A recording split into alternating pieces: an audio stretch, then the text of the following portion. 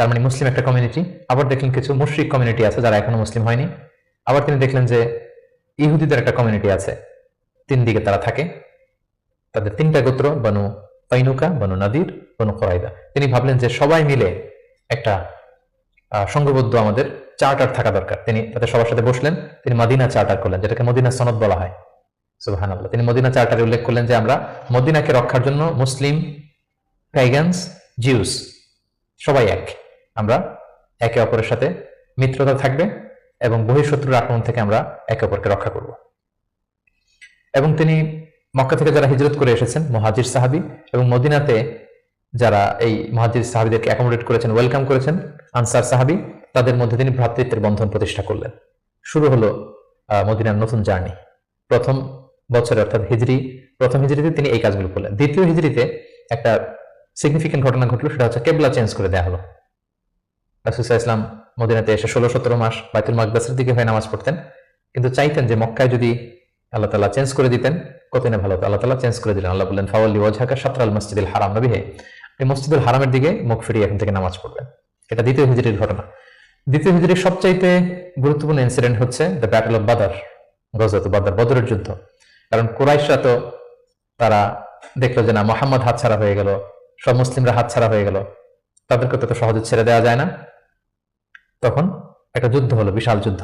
রাসূল সাল্লাল্লাহু আলাইহি ওয়াসাল্লাম একটা ক্যারাভান আটকাতে গেলেন, কিন্তু তারা খবর পাঠালো যে মুহাম্মদ তার সৈন্য নিয়ে অ্যাটাক করছে। তারা 1000 সৈন্য নিয়ে আসলো বদরের প্রান্তরে, মদিনা থেকে 70-80 কিলো দূরে। মুসলমানদের সংখ্যা ছিল মাত্র 314 জন। বিশাল রক্তক্ষয়ী যুদ্ধ হলো। আল্লাহ তাআলা মুসলিমদেরকে ফেরেশতা দিয়ে, আসমানি মাদাদ দিয়ে সাহায্য করলেন। আল্লাহ বললেন, ওয়ালাকাদ নাসারাকুমুল্লাহু বিবাদরি ওয়া আনতুম আদিল্লাহ, আল্লাহ তোমাদেরকে বদরের প্রান্তরে সহায়তা করেছিলেন, তোমরা খুব দুর্বল ছিলে, ফেরেশতা দিয়ে আমি তোমাদেরকে সহযোগিতা করেছি, বিজয় এনে দিয়েছি। মুসলিমরা বিজয় লাভ করলো। 70 জন কুরাইশ নিহত হলো, 70 জন বন্দী হলো, মুসলমানরা জয়লাভ করলো। দ্বিতীয় হিজরির আরেকটা ইনসিডেন্ট হচ্ছে, আমি বলেছি যে 3টা জিউস ট্রাইব, ইহুদি গোত্র ছিল। এর মধ্যে একটা গোত্র কাইনুকা, তারা এক মুসলিম নারীকে তার শ্লীলতাহানি করে এবং তারা চুক্তি ভঙ্গ করে। পরে রাসূল সাল্লাল্লাহু আলাইহি ওয়াসাল্লাম তাদেরকে অবরোধ করলেন এবং মদিনা থেকে বের করে দিলেন, এক্সাইল দিলেন, নির্বাসন। কারণ কি ছিল? তারা চুক্তি ভঙ্গ করেছে।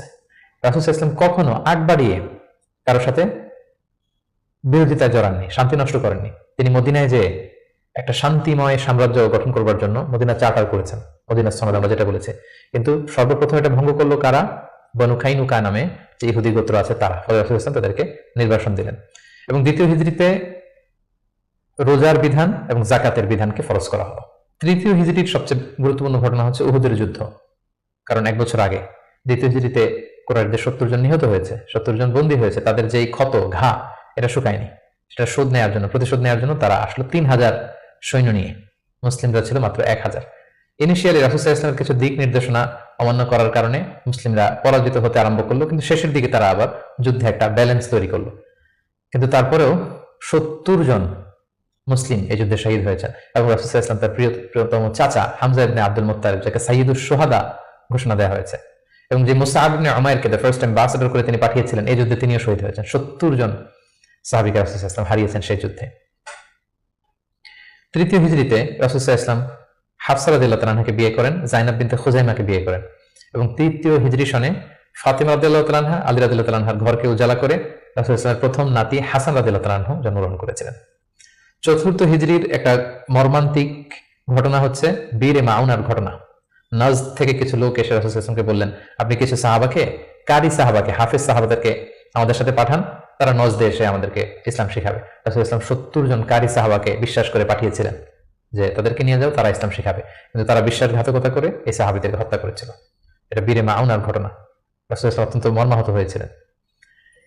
এবং চতুর্থ হিজরির আরেকটা ঘটনা হচ্ছে যে বনু নাদির, ইহুদিদের যে দ্বিতীয় গোষ্ঠী, বনু নাদিরকে রাসূল সাল্লাল্লাহু আলাইহি ওয়াসাল্লাম নির্বাসন দিয়েছিলেন, মদিনা থেকে বের করে দিয়েছিলেন। কারণ কি? একই ঘটনা, বিশ্বাসঘাতকতা, ট্রেচারি, বিশ্বাসঘাতকতার কারণে। রাসূল সাল্লাল্লাহু আলাইহি ওয়াসাল্লাম আবু বকর, ওমর ফারুককে নিয়ে রক্তপণ কারেকশন করবার জন্য সেখানে গিয়েছিলেন, এবং তারা বললো যে হ্যাঁ, আমরা এটাতে অংশগ্রহণ করবো, আপনি আসুন। কিন্তু তারা প্ল্যান করে রেখেছিল যে রাসূল সাল্লাল্লাহু আলাইহি ওয়াসাল্লামকে এমন একটা ঘরের নিচে বসাবেন, যে ঘরের উপর থেকে একজন ইহুদি বড় একটা পাথরের খন্ড রাসূল সাল্লাল্লাহু আলাইহি ওয়াসাল্লামের মাথায় নিক্ষেপ করবেন, যাতে রাসূল সাল্লাল্লাহু আলাইহি ওয়াসাল্লাম সেখানে নিহত হন। এই প্ল্যান করে রাসূল সাল্লাল্লাহু আলাইহি ওয়াসাল্লামকে ঠিক ওই লোকেশনে যখন ডাকলেন, রাসূল সাল্লাল্লাহু আলাইহি ওয়াসাল্লাম যাচ্ছিলেন, দ্য মিন টাইম আল্লাহ তাআলা রাসূল সাল্লাল্লাহু আলাইহি ওয়াসাল্লামকে সব জানিয়ে দিলেন তাদের কনস্পাইরেসি। জিবরাইল আলাইহিস সালাম বলেন, ইয়া রাসূলুল্লাহ, এই মুহূর্তে এখান থেকে আপনি চলে যান মদিনায়। মদিনায় আসলেন, এসে বিশাল বাহিনী গঠন করে বনু নাদিরকে তিনি ঘেরাও করলেন এবং তাদেরকে এই এলাকা থেকে উৎখাত করলেন এই বিশ্বাসঘাতকতার কারণে। যেহেতু মদিনা চার্টার ছিল একে অপরের শুভ কামনা করবে, শুভাকাঙ্ক্ষী হবে, মিত্র হিসেবে কাজ করবে, কিন্তু তারা রাসূল সাল্লাল্লাহু আলাইহি ওয়াসাল্লামকে হত্যার ষড়যন্ত্র করেছিল। তাদেরকে রাসূল সাল্লাল্লাহু আলাইহি ওয়াসাল্লাম এখান থেকে বের করে দিলেন। এবং ৪র্থ হিজরিতে মদকে আল্লাহ তাআলা হারাম ঘোষণা করলেন। এটা ছিল একটা গুরুত্বপূর্ণ ঘটনা। ৫ম হিজরিতে অনেকগুলো ঘটনা ঘটেছে, এর মধ্যে অন্যতম হচ্ছে বনুল মুস্তালিকের যুদ্ধ হয়েছিল। তারা রাসূল সাল্লাল্লাহু আলাইহি ওয়াসাল্লামকে অতর্কিত আক্রমণ করতে চেয়েছিল, রাসূল সাল্লাল্লাহু আলাইহি ওয়াসাল্লাম আগেই তাদেরকে আক্রমণ করে এলাকা দখল করলেন। এবং সেখান থেকে ফিরে আসবার সময় ইফকের যে ঘটনা আমরা জানি, আম্মা জান আয়েশা রাদিয়াল্লাহু তাআলা আনহাকে অপবাদ দেয়া হয়েছিল। সফওয়ান ইবনে মুআত্তাল রাদিয়াল্লাহু তাআলা আনহুর সাথে তার অবৈধ সম্পর্ক আছে বলে মুনাফিকরা ছড়িয়ে দিয়েছিল, নাউযুবিল্লাহ। এবং আল্লাহ তাআলা আরশের উপর থেকে তিনি আম্মা জান আয়েশার পবিত্রতা ঘোষণা করেছেন। সুবহানাল্লাহি ওয়া বিহামদিহি। এই ঘটনা ৫ম হিজরিতে ঘটেছিল। এবং ৫ম হিজরির সবচেয়ে ভয়ানক ঘটনা হচ্ছে আহজাবের যুদ্ধ বা খন্দকের যুদ্ধ। ইহুদি দুইটা গোষ্ঠী তারা যখন মদিনা থেকে নির্বাসিত হলো তাদের বিশ্বাসঘাতকতার কারণে, তারা যে কুরাইশদের লিডারদেরকে ফুসলাতে লাগলো, গাতাফান গোত্রের লিডারদেরকে ফুসলাতে লাগলো, আরবদেরকে ফুসলাতে লাগলো যে মুহাম্মদ কিন্তু তার দলবল নিয়ে দিনকে দিন শক্তিশালী হচ্ছে, এখনই সময়। এবছর যদি আমরা তাকে অ্যাটাক করে পরাহত করতে না পারে আমরা আটকাতে পারবো না। ফুসলাতে প্রভোগ করতে করতে তারা 10,000 সৈন্য জমা করলো এবং তারা প্ল্যান করলো যে আমরা 10,000 অ্যাটাক করব। আর ইহুদিদের একটা গোত্র ছিল বনু কুরাইজা, তারা এখনো পর্যন্ত কোনো চুক্তি ভঙ্গ করেনি, ফলে আপ আনটিল দ্যাট টাইম তাদের সাথে রাসূল সাল্লাল্লাহু আলাইহি ওয়াসাল্লামের সুসম্পর্ক ছিল এক ধরনের। তারা প্ল্যান করলো কোনোভাবে আমরা ভেতর থেকে বিশ্বাসঘাতকতার জন্য বনু কুরাইজাকে আমরা বলবো। তারা সেটাই করলো, 10,000 সৈন্য মদিনাতে অ্যাটাক করলো। এবং রাসূল সাল্লাল্লাহু আলাইহি ওয়াসাল্লাম কি করবেন? এই ছোট্ট বাহিনী নিয়ে তো 10,000 শক্তিশালী বাহিনীকে সামলানো সম্ভব নয়। রাসূল সাল্লাল্লাহু আলাইহি ওয়াসাল্লাম মিটিং করলেন, কনসাল্ট করলেন। সালমান আল ফারিসি তিনি বললেন যে আমরা আমাদের পারস্যে যুদ্ধের অনেকগুলো মাধ্যমের একটা মাধ্যম হচ্ছে ট্রেঞ্চ খনন করি, পরীক্ষা খনন করি। বিশাল মদিনার চারদিকে বিশাল গর্ত করে আমরা এমন পরীক্ষা খনন করবো ফলে আর মদিনাতে আসতেই পারবেন। আসতে হলে আগে মই দিয়ে নিচে নামতে হবে, তারপরে আবার মই দিয়ে উপরে উঠতে হবে। এই মুহূর্তে আমরা তীর মেরে তাদেরকে নাস্তানাবুদ করতে পারবো। রাসূল সাল্লাল্লাহু আলাইহি ওয়াসাল্লাম রাজি হলেন। কয়েক কিলোমিটার ব্যাপী মদিনার দুই দিকে এক পাশ থেকে আরেক পাশে বিশাল পরীক্ষা খনন করলেন সব সাহাবা। রাসূল সাল্লাল্লাহু আলাইহি ওয়াসাল্লাম নিজেও এই পরীক্ষা খননের কাজে অংশগ্রহণ করলেন। 10,000 সৈন্যবাহিনী আসলো, তারা ভেতর থেকে বনু কুরাইজাকে বিশ্বাসঘাতকতার জন্য উদ্বুদ্ধ করলো। তারা রাজি হচ্ছিল না, অবশেষে রাজি হলো। রাসূল ইসলাম আল্লাহ সাহায্য চাইলেন যে আল্লাহ, ভেতর থেকে যদি বনু কুরাইজা বিশ্বাসঘাতকতা করে অ্যাটাক করে, বাইরে থেকে ওরা যদি আসে আমরা তো শেষ হয়ে যাব। আল্লাহ তাআলা এমন তুফান দিলেন, এমন বাতাস দিলেন, এমন ঠান্ডা আবহাওয়া দিলেন, 10,000 সৈন্য, অস্ত্র শস্ত্রে সজ্জিত সৈন্য নাস্তানাবুদ হয়ে লন্ড ভন্ড হয়ে কে কোথায় গেল, কাদের তাবু ভেঙে কে কোন দিকে ছুটলো তারা নিজেরও টের পেল না। এভাবে আল্লাহ তাআলা এই কনফেডারেটস বিশাল বাহিনীর হাত থেকে রাসূল সাল্লাল্লাহু আলাইহি ওয়াসাল্লামকে মদিনাবাসীকে রক্ষা করলেন। রাসূল সাল্লাল্লাহু আলাইহি ওয়াসাল্লাম এবার তলোয়ার নামিয়ে ফেলতে চাইলেন। জিবরাইল আলাইহিস সালাম বললেন, ইয়া রাসূলুল্লাহ, আপনি যুদ্ধ শেষ করেছেন, আমরা তো করিনি। বনু কুরাইজার কথা কি ভুলে গেছেন? ইহুদিদের যে একটা ট্রাইব যারা বিশ্বাসঘাতকতা করলো তাদেরকে অ্যাটাক করুন। রাসূলুল্লাহ সাল্লাল্লাহু আলাইহি ওয়াসাল্লাম ৫ম হিজরিতে এবার বনু কুরাইজাকে অ্যাটাক করলেন।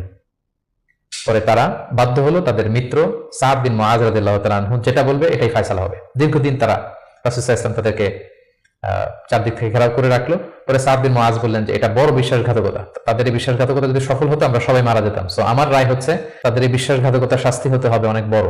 তাদের মধ্য থেকে যারা মুসলিমদের বিরুদ্ধে তলোয়ার ধরেছে তাদেরকে এক্সিকিউশন করা হবে, তাদের নারীদেরকে বন্দী করা হবে। রাসূল সাল্লাল্লাহু আলাইহি ওয়াসাল্লাম সাদ বিন মুআযের এই পরামর্শকে মেনে নিলেন, এই রায়কে মেনে নিলেন। ৬ষ্ঠ হিজরিতে রাসূলুল্লাহ সাল্লাল্লাহু আলাইহি ওয়াসাল্লাম তিনি স্বপ্ন দেখলেন যে তিনি উমরা করছেন। তবে আমরা জানি নবীদের স্বপ্ন হচ্ছে ওহী। তিনি সাহাবীদের কাছে স্বপ্নের কথা জানালেন। ১৪০০ সাহাবীকে নিয়ে তিনি উমরা করতে গেলেন। কিন্তু আমরা জানি যে উমরা করতে যেতে হবে মক্কায়। মক্কায় তো শত্রুর বসবাস, কুরাইশরা। তারা রাসূল সাল্লাল্লাহু আলাইহি ওয়াসাল্লামকে ঢুকতে দিল না। সাহাবারা বলেন, ইয়া রাসূলুল্লাহ, যুদ্ধের ঘোষণা দিন, আমরা যুদ্ধ করব। রাসূল সাল্লাল্লাহু আলাইহি ওয়াসাল্লাম বলেন, আমি যুদ্ধ করতে আসিনি, আমি উমরা করতে এসেছি। তখন সেখানে রাসূল সাল্লাল্লাহু আলাইহি ওয়াসাল্লাম তাদের সাথে একটা ট্রিটি করলেন, পিস ট্রিটি, যেটাকে ঐতিহাসিকরা হুদায়বিয়া সন্ধি বলা হয়। এটা ৬ষ্ঠ হিজরির জিলকদ মাসে হয়েছিল। সেখানে ট্রিটিতে বলা হয়েছে যে এই বছর মুসলমানরা উমরা করতে পারবে না, ফিরে যাবে উমরা ছাড়াই। আগামী বছর আমরা সুযোগ দিব, তবে মাত্র 3 দিনের জন্য আসবে, কোনো অস্ত্র ছাড়া উমরা করে চলে যাবে। সাহাবীরা এটা মানতেই চাচ্ছিলেন না। রাসূল সাল্লাল্লাহু আলাইহি ওয়াসাল্লাম বললেন যে থামো, আমরা এটাতেই রাজি। এবং তারা আরো কিছু ধারা দিল এই সন্ধির, যে মক্কা থেকে কেউ যদি মদিনাতে যায় মুসলিম হয়ে, মদিনাবাসী তাদেরকে ফেরত দিতে হবে। কিন্তু মদিনা থেকে কেউ মক্কায় আসলে মক্কাবাসী ফেরত দিতে বাধ্য থাকবে না। আর দুই পক্ষের সাথে যে কেউ অ্যালায়েন্স করতে পারবে। ফলে বনু খুজাআ গেল রাসূল সাল্লাল্লাহু আলাইহি ওয়াসাল্লামের পক্ষে, বনু বকর গেল কুরাইশদের পক্ষে। এভাবে হুদায়বিয়া সন্ধিটি হলো। সাহাবারা কেউ মানতে পারল না। রাসূল সাল্লাল্লাহু আলাইহি ওয়াসাল্লাম বললেন, সন্ধি স্বাক্ষরিত হয়ে গিয়েছে, সবাই মাথার চুল হলক করে হালাল হয়ে যাও, আমরা এখন মদিনায় ফিরে যাবো। কেউ হালাল হচ্ছিল না। পরে উম্মে সালামা রাদিয়াল্লাহু তাআলা আনহার পরামর্শে রাসূলুল্লাহ সাল্লাল্লাহু আলাইহি ওয়াসাল্লাম নিজেই তার পশু জবাই করলেন, নিজের মাথা নিজে হাল্লাক দিয়ে তিনি মাথা মুন্ডন করলেন, ফলে সবাই সেটি করলো। সাহাবীদের কাছে মনে হচ্ছিল যে এটা একটা অপমান।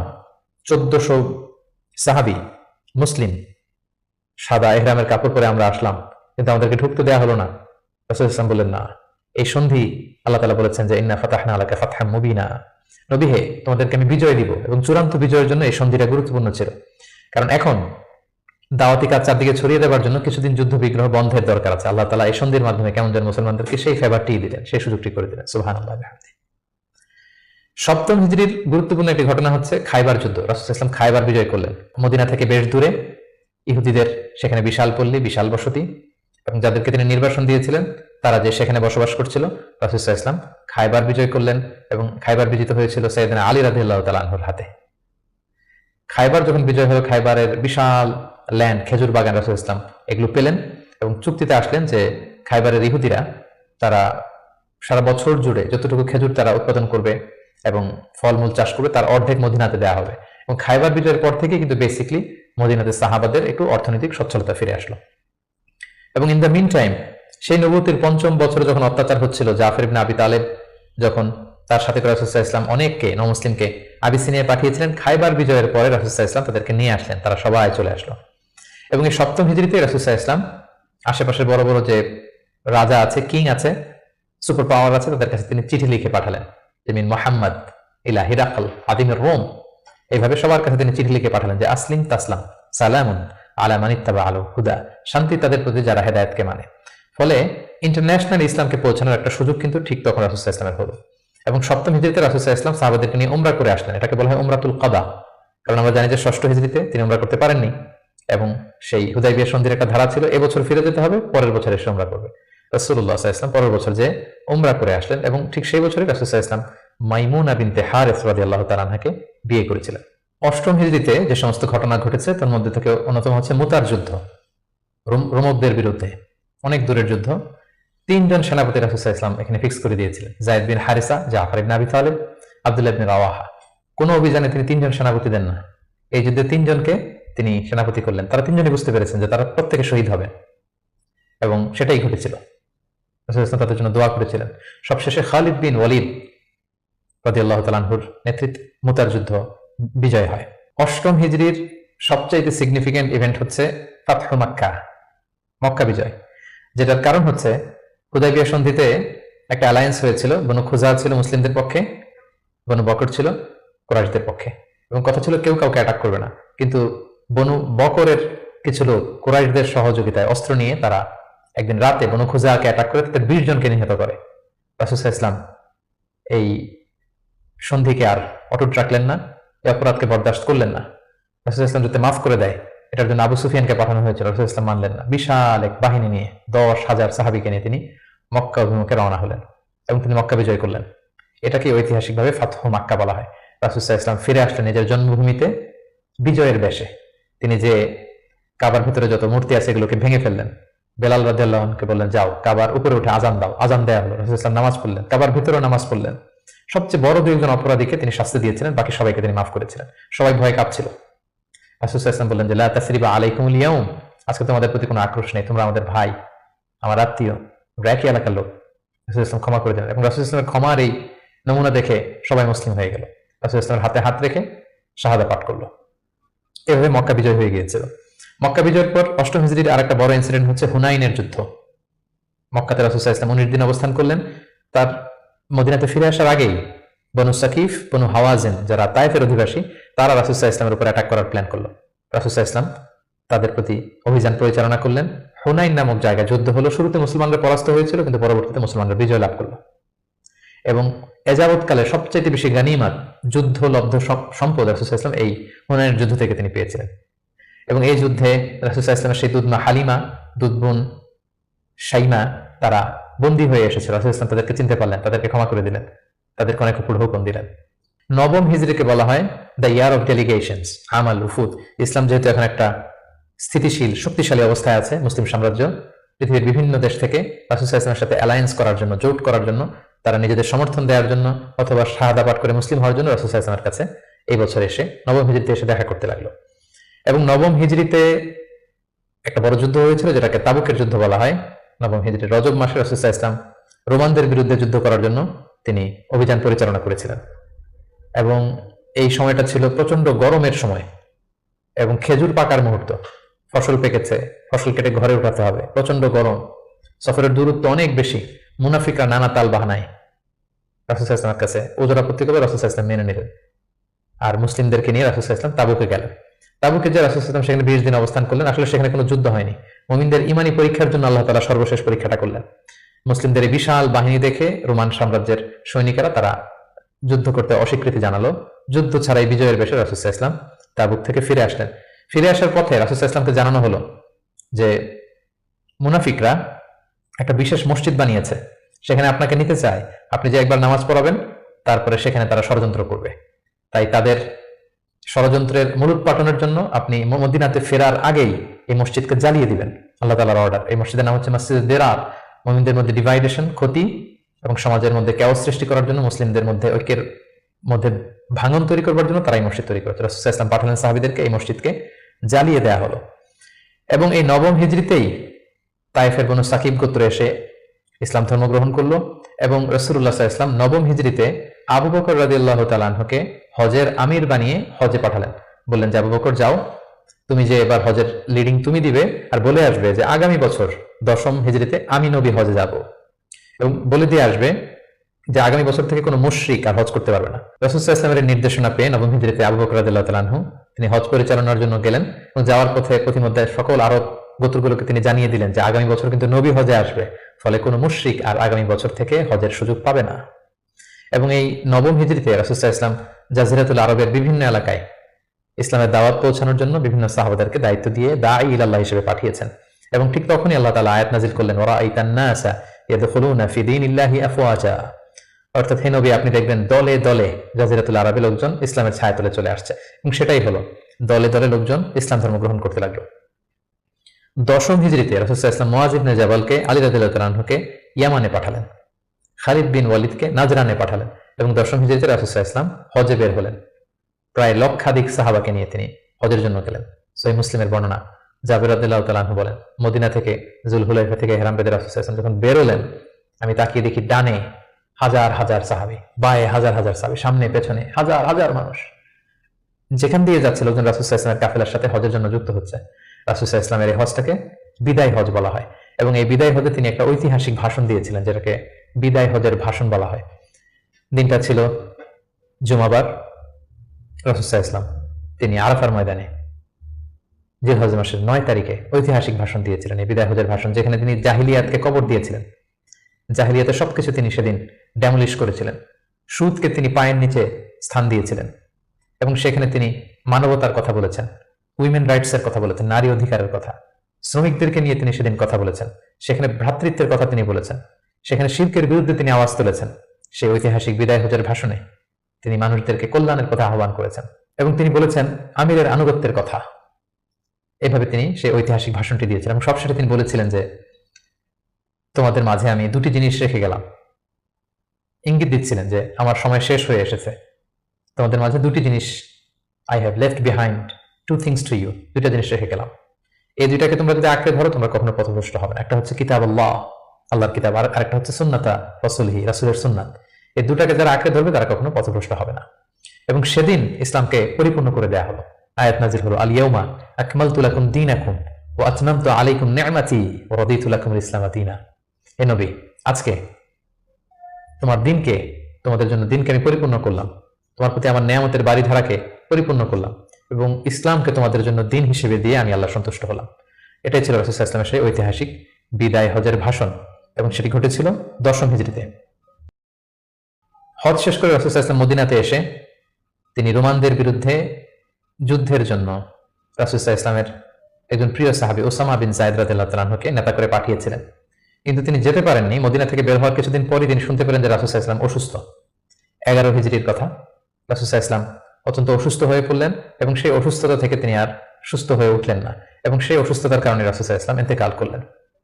হিজরি 11 সনে রবিউল আউয়াল মাসের 12 তারিখ সোমবার রাসূলুল্লাহ সাল্লাল্লাহু আলাইহি সাল্লাম এই পৃথিবী থেকে বিদায় নিলেন এবং তিনি আম্মাজান আয়েশা রাদিয়াল্লাহু তাআলা আনহার কোলের মধ্যে মাথা রেখে আম্মাজান আয়েশা রাদিয়াল্লাহু তাআলা আনহার ঘরের ভেতরে তিনি ইন্তেকাল করেছিলেন। ইন্তেকালের আগে তিনি বারবার বেহুশ হয়ে যাচ্ছিলেন এবং পানি আনতে বলছিলেন, পানির মধ্যে হাত ঢুকিয়ে তিনি চেহারার মধ্যে পানি লাগাচ্ছিলেন আর বলছিলেন ইন্না লিল মাউতি লা সাকারাত, হায়রে মৃত্যুর এতই যন্ত্রণা, মৃত্যুর এত কষ্ট।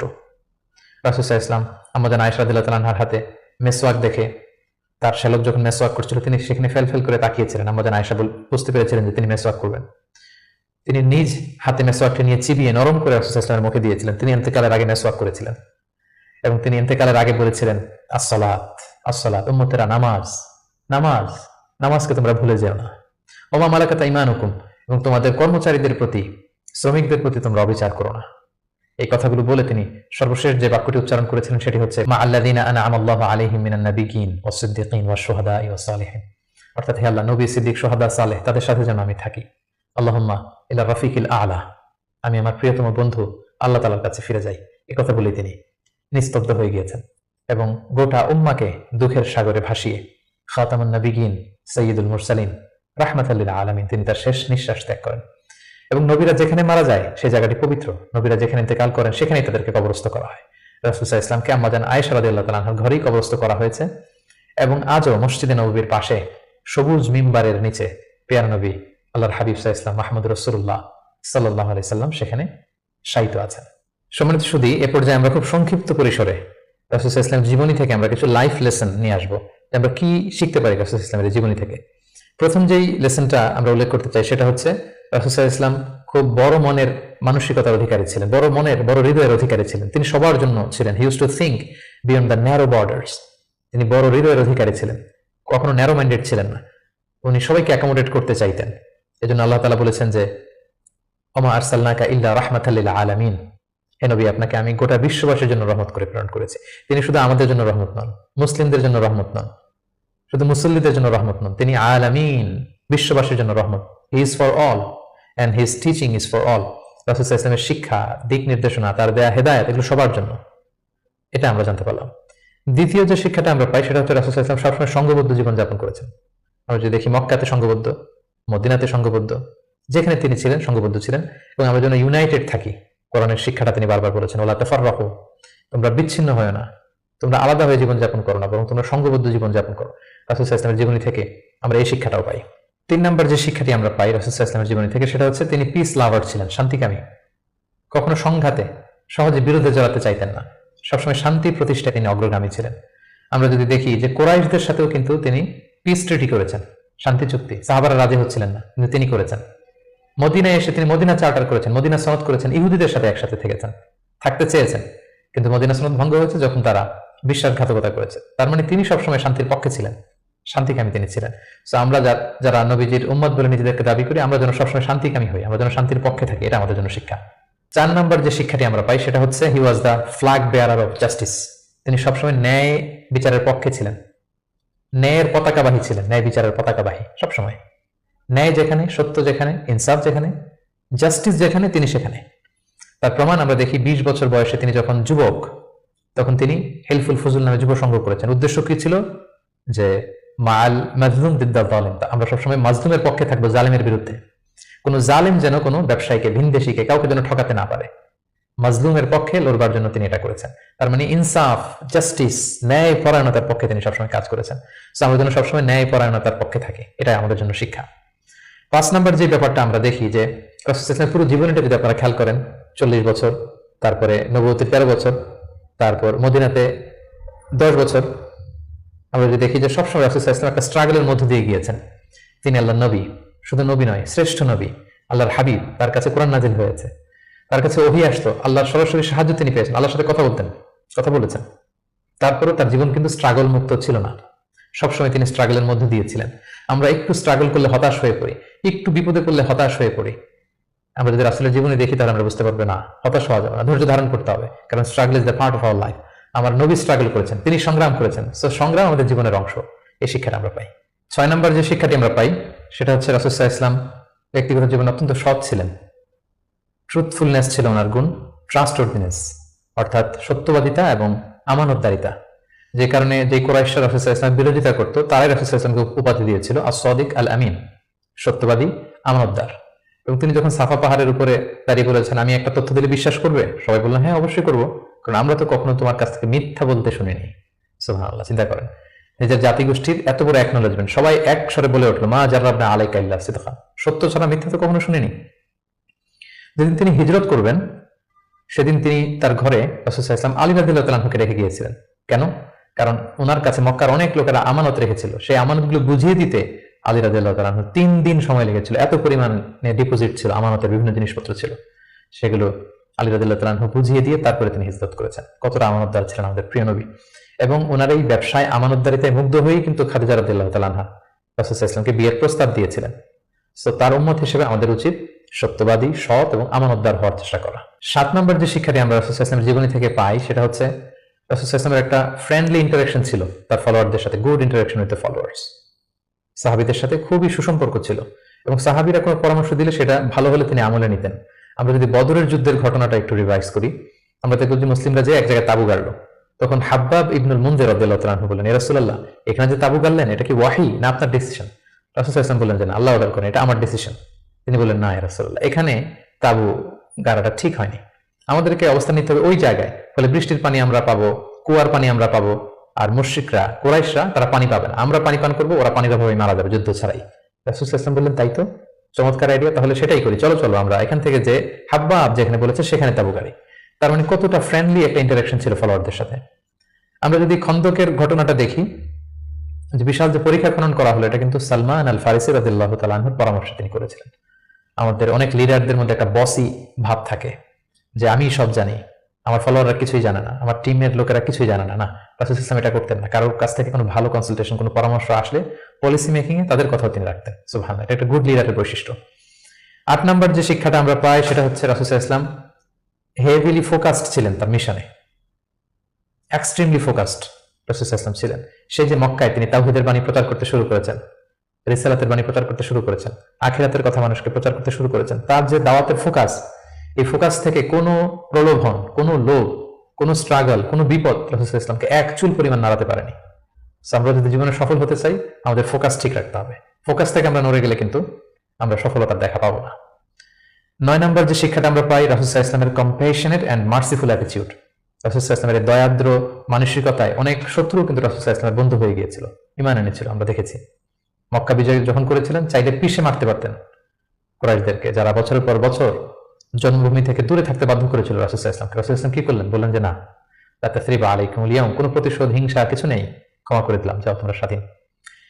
এভাবে নানা ঘটনায় আমরা দেখেছি রাসূল সাল্লাল্লাহু আলাইহি ওয়াসাল্লাম তার অমীয় অনুপম চরিত্রের মাধ্যমে তিনি মানুষের মন জয় করেছেন। সো এই গুণাবলী যেন আমরা আমাদের মধ্যে ধারণ করবার চেষ্টা করি।